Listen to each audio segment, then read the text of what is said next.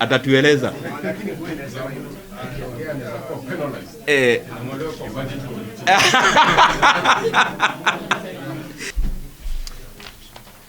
I first of all want to thank you very much for always finding time every time we call you here. This is your office, it's a public office, and I am happy that we've been able to raise very important matters through you from this platform. I was with you yesterday, some of you. We felt it is important we again call you today because the country needs our voice and our actions as leaders. The main reason I called you is on the fuel prices and crisis that is there in the country now. And I called you here also to provide practical solutions on how we can try to lessen the burden from the Kenyan people. But from yesterday, I'm sure all of us as Kenyans, so that the government has not been keen and the government has not been forthright in wanting to deal with this crisis in a manner that is humane and in a manner that understands that fuel is an important component in the running of our economy.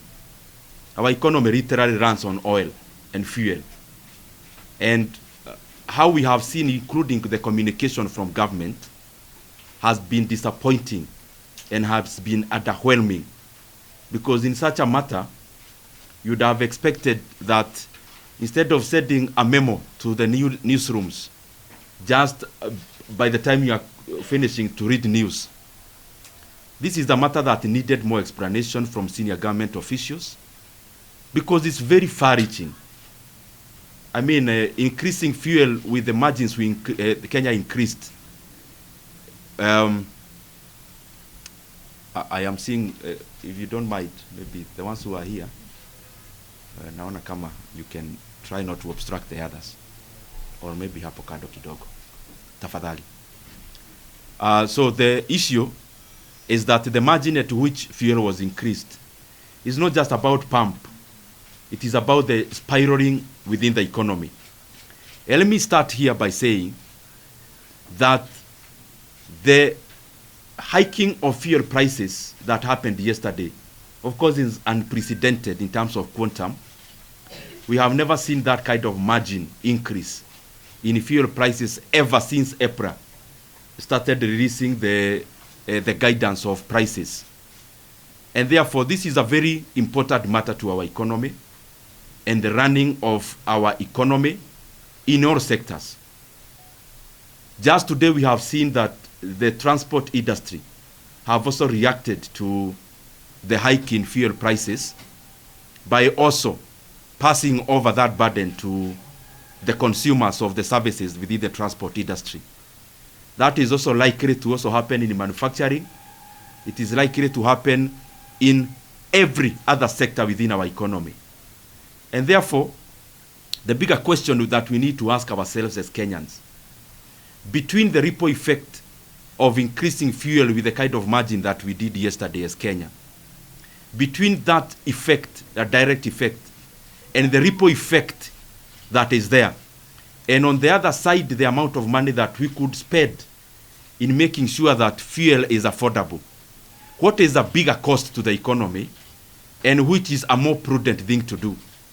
Is it to let the economy spiral in its negative effects from transport to manufacturing to the forex in terms of dollar demand and to all the other sectors?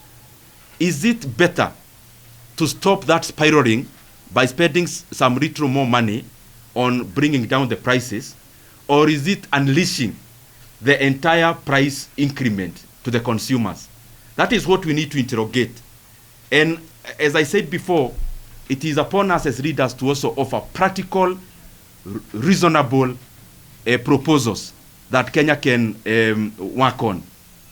And just to go direct to the point, number one is that the reduction of VAT yesterday of 3% is a dry joke taken too far by the government. 3% is inadequate.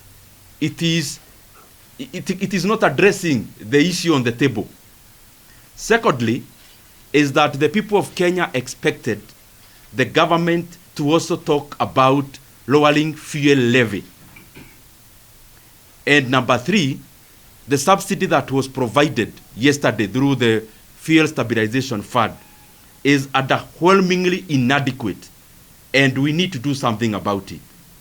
So I have 3 proposals based on what we need to do as Kenyans now, without necessarily waiting.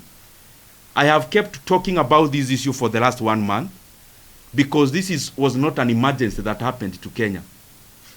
We have always known from the 28th of February that we'll need to think and do something about the fuel crisis.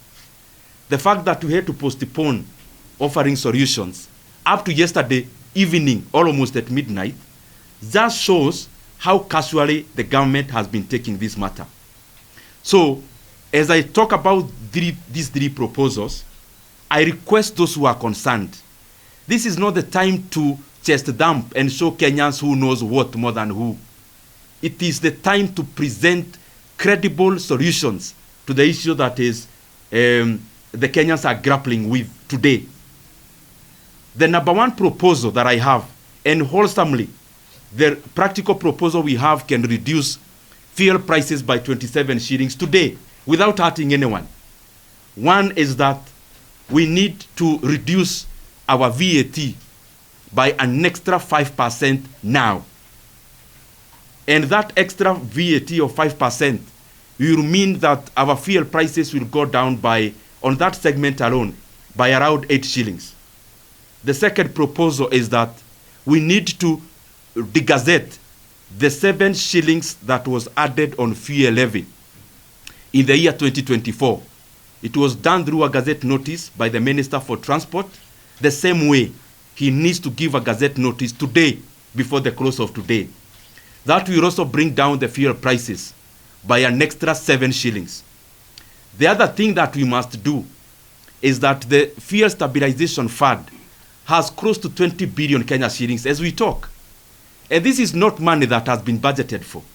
This is money that Kenyans pay in the pump. As you go to fuel your car, it is the Kenyans who have been funding the Fuel Stabilization Fund. And my proposal is that we need to provide an extra 5 billion shillings from the Fuel Stabilization Fund. And with a consumption of around 400 million liters of diesel and petrol per month, it means that will amount to around 12 shillings per liter.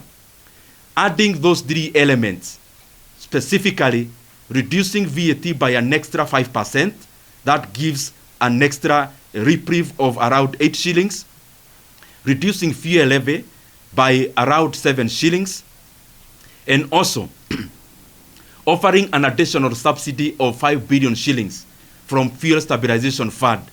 That also means around 12 shillings per liter. Wholesomely, we can be able to reduce the prices of fuel today by 27 shillings.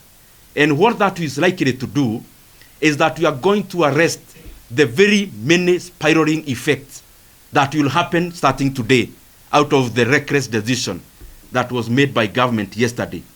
And Kenyans need to realize this.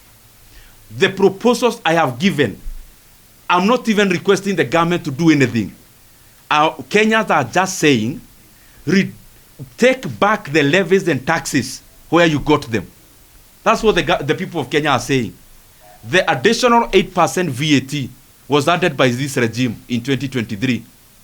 The additional 7 shillings in fuel levy was added by this regime in the year 2024. The money that is coming from Fuel Stabilization Fund, it is not money that they have generated. It is money that has been contributed by the Kenyan people in the last several months. So what we are asking is simple. Just take the levies and taxes where you got them. And if that happens, Kenyans are not going to pay more in the pump as it happened yesterday. So Kenyans are not requesting the government to do anything. They are just demanding that the government takes the taxation and levies to the level they got them. If they only do that, there is reprieve in the pump as the starting point. Then after doing that, in the medium term, we should now be looking at how to tax exempt the fuel products.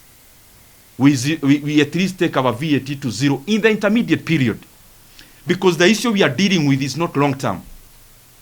How we saw even during the Russia and Ukraine issue is that this issue doesn't take too long. There is already solutions being floated globally, and therefore we may push this cost to the Kenyan people, then we end up hurting our economy for the rest of the year. I don't think we need to do that. Kenya has resources to be able to arrest this matter when we can arrest it. The other issue that Kenyans must be aware of, just look at your data and you'll see that global oil prices were at a higher price in the year 2022 than they are now. Actually, in May of 2022, a barrel of oil topped around $115 per barrel. It is definitely higher than the $98 per barrel it is trading today. But fuel prices never exceeded 160 shillings for petrol and around 140 shillings for diesel. So this is simple arithmetic. The global oil prices were higher in 2022 at around $115 per barrel. But the highest Kenyans were paying was around 160 shillings for petrol and 140 shillings for diesel. What an oxymoron then there is, that the global oil prices are now around $98 per barrel, but Kenyans are paying upwards of 200 shillings. That is a paradox by itself. And even when we compare the regional prices, and especially Kenya being a home of a port, and Kenya having mechanisms like fuel stabilization fund, which is funded by Kenyans, it is not explainable logically how any of our neighbors should be selling fuel cheaper than Kenya. That is a paradox by itself. The last thing I want to address, and I want to bring it to the attention of Kenyans, and I've been doing it, but unfortunately, maybe many people block Kenyans from getting this real information. This scam called G2G. G2G is a scandal, it is a scam, and it is a business for senior government officials in Kenya. G2G, there is nothing government to government. Saudi Aramco is government in their area. And also the companies in the UAE are owned by government in those countries. But the other G that should represent the government of Kenya, Kenyans should know that there is no government there. These are self-interested, greedy leaders who are profiteering from G2G as Kenyans brace themselves with the pain at the pump. G2G, I want to repeat, is a kiosk. It is a business enterprise.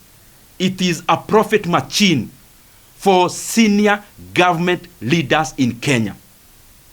And the companies that handle 75% of G2G volumes, the ultimate beneficial owners of these companies are the same people who added fuel prices yesterday. That for them, they would rather make profits from their G2G arrangements and illegal businesses, but Kenyans to shoulder the burden and the cry. The most unfortunate bit is that they have now extended that grid from now downstream to midstream to all the levels of fuel production in Kenya. That the same cabal in government who are profiteering from G2G, they have now taken Kenyans' resources in Turkana. That the oil in Turkana does no longer belong to Kenyans. It now belongs to greedy leaders. The same people profiteering from G2G, they have now stolen the Kenyan fuel and oil in Turkana. They are now exploring it and exploiting it for their own personal benefit. It is a big shame. And Kenyans cannot continue to be led in this kind of profligate and unabashed and uncontrolled greed. G2G, for avoidance of doubt, is a scandal. And the people who you see there purporting they are the owners of those companies are not. The second thing is that we have now also negotiated through the pain of Kenyans our political dealings. The G2G companies that were there previously belong to the original owners of government, the original one. Now, even those who joined, part of the negotiation that was there after the protest of 2024, that instead of addressing the issues Kenyans raised, leaders sat down to cut deals, and a few companies were introduced into G2G. One of them, you have seen it in today's newspapers on front page, that as Kenyans we are talking about lowering taxes and lowering the cost of living, leaders sat down in dark rooms and instead cut deals on introducing companies belonging to the then opposition. For them to be silenced, Kenyans had to pay the price. So, my friends in government, Kenyans will not continue to shoulder the burden of your greed through the dealings of G2G, that as they bear the pain in the pump, you are celebrating the profits. That will not continue to happen in Kenya anymore. Very lastly, the proposals you are giving are practical as well-meaning leaders. The leaders in government should not try Kenyans. Do not try Kenyans.